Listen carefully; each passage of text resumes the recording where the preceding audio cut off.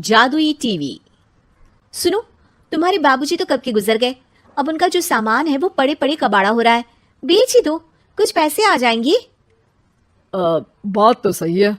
अगले संडे फुर्सत में यही करेंगे। अगले संडे रोहित सारा सामान कबाड़ी को घर बुला के दे देता है। तभी उसकी नजर बाबूजी की पुरानी टीवी पर जाती है, जो इतने सालों तक कूड़े में पड़ी थी, फिर भी चमचमा रही थी। टीवी तो देखो, जैसे एकदम नई हो। हाँ, बाबूजी को टीवी देखना बहुत पसंद था। उनका सपना था कि वो टीवी पे आए। एक बार मौका भी था जब वो अपने गांव के गाने सुनाने किसी चैनल पर जाने वाले थे, पर मैं और मेरा भाई लड़ पड़े और बाबूजी को घर पर ही रुकना पड़ा। चला के देखें क्या? हाँ हाँ, क्यों नहीं, देख लेते हैं। पर शायद ही चले। बाबूजी ने उस लड़ाई के दिन के बाद टीवी देखना ही छोड़ दिया था। टीवी चालू करने के लिए उसमें केबल वायर लगा दिया जाता है। एक न्यूज चैनल चालू हो जाती है। स्वर्ग की सीढ़ी के रास्ते हैं तीन, तीनों के तीन रास्ते हैं संगीन। पहला रास्ता है सांप की बीन, दूसरा रास्ता घर में बिछा कालीन, तीसरा रास्ता कलकत्ता से चीन। ये क्या बकवास खबर है, कुछ अच्छा लगा दो। अरे आप बोलो तो सही, कोई अच्छी खबर सुना देता हूं। मेरा तो काम ही खबर देना है। अरे बाप रे, टीवी बात कर रही है। हाँ, ये न्यूज वाला मुझसे। हाँ हाँ, आपसे ही तो बात करूंगा ना, आपके घर में हूं तो। अरे ये सपना है क्या? तुम हमसे बात नहीं कर सकते? अरे सपना नहीं भाई साहब, ये टीवी जादुई टीवी है। बोलो क्या खबर सुननी है, वरना ब्रेक लेने का टाइम आ जाएगा। सुप्रिया घबरा के टीवी बंद कर देती है।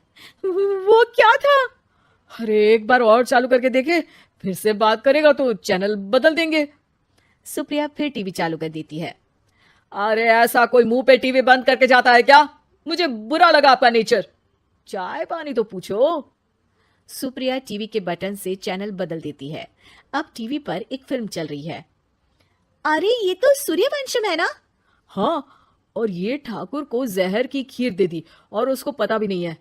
ए भाई, खीर मत पीना, उसमें जहर है, मत पीना। ठीक है महाशय, जैसा आप कहें। हाँ। अरे आपकी बात मान ली, पूरी पिक्चर ही अब तो बदल जाएगी। मतलब ये सच में जादुई टीवी है? तभी वहां कबाड़ी आ जाता है। भैया, टीवी के 150 रुपए दूंगा, चलेगा? अरे 1.5 करोड़ में भी ना दे तुमको ये टीवी हम। अरे 1.5 करोड़ खरीदने को होते तो तुम्हारे घर में ये पानी चाय नहीं पीता, अंबानी या टाटा के घर बैठा कोल्ड कॉफी पीता। रोहित कबाड़ी का हिसाब करके उसे वहां से चलता करता है और अपने भाई शशिकांत को फोन लगा के बुलाता है। शशि थोड़ी ही देर में वहां पहुंच जाता है। क्या हो गया भैया? अरे बाबूजी का टीवी याद है? हाँ हाँ, जिसमें घुसे रहते थे हमेशा वो, और अपने को कुछ नहीं देखने देते थे। अरे वो अब जादुई टीवी बन गया है। भैया, आपकी बकवास करने की आदत अब तक नहीं गई। अरे आपके घर में बच्चे हैं, अब तो बड़ों जैसी बात करो। रोहित जाके टीवी चालू कर देता है। टीवी पर एक जादू का शो हो रहा है जिसमें एक जादूगर है। अब मैं अपनी टोपी में से कबूतर निकालूंगा। श्रिंग ब्रिंग शरिंग बम फोपा फुफी फुफा बाउ। टीवी से कबूतर निकलता है और शशिकांत के सर पर आकर बैठ जाता है। भैया ये क्या हो रहा है? भैया इसे उड़ाओ। ए कबूतर, जा जा, कबूतर चल निकल।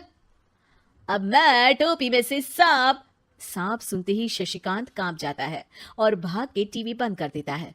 भैया सॉरी भैया, मैं समझ गया ये सच में जादुई टीवी है, पर एक बार और ट्राई करते हैं। पर भाभी, कोई दूसरा चैनल लगाओ जिसमें डर ना लगे।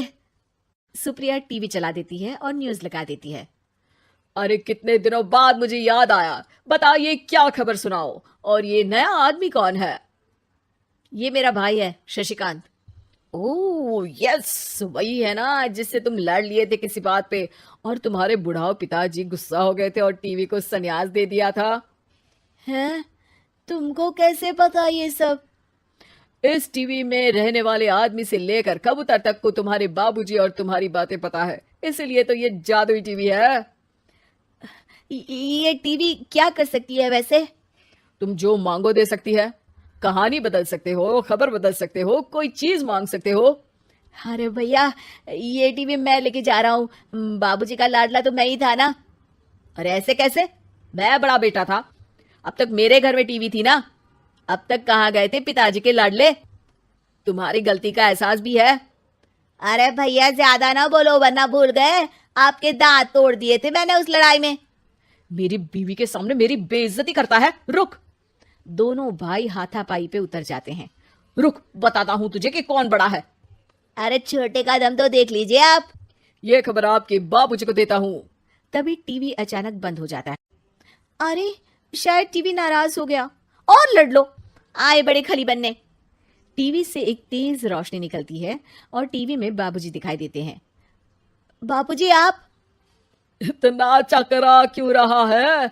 अपने बाप को नहीं पहचानता क्या? ये तो ऐसा ही है बाबूजी। प्रणाम बाबूजी। अरे चुप कर, तुम दोनों ही उल्टे हो। तुम्हारी वजह से मैंने टीवी में आने के सपने को छोड़ दिया, तुम्हारी लड़ाई की वजह से। और तो और, जितना मैं अपनी बीवी को नहीं देखता था उतना टीवी को देखता था, वो भी छोड़ दिया तुम दोनों की लड़ाई की वजह से। और अब मरने के बाद जब मैंने टीवी को जादुई टीवी बना दिया तो भी तुम इसका फल लेने की जगह लड़ रहे हो। अरे तुम तो लायक ही नहीं हो। अब तुमको बाबा जी का ठुल्लू भी नहीं मिलेगा।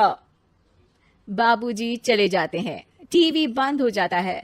रोहित और शशिकांत गिड़गिड़ा के टीवी के सामने हाथ जोड़ के बाबूजी को बुलाते हैं, पर टीवी सिर्फ धुआं निकालता रहता है।